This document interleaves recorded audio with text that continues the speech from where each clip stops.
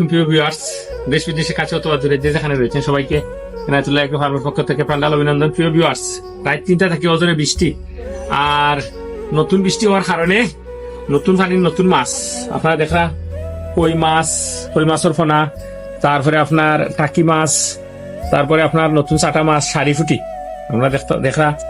আসলে সকাল থেকে কোনো কাজ করতে পারলাম না বৃষ্টির কারণে, অনেক কাজ। তো চিন্তা ভাবনা করলাম যে কিটা করা যায়, আর কিছু হয়তো করা লাগবো। তো মাছ মারা গেলাম সকালে গিয়া, ও মাছগুলা মারলাম। কেমন হয়েছে দেখানি আপনারা, আদা বোল প্রায়, খুবই সুন্দর মাছ। তো যারা যারা আপনারা আসলে মাছ মারতে পারেন না, আপনারা দাওয়াত হইল।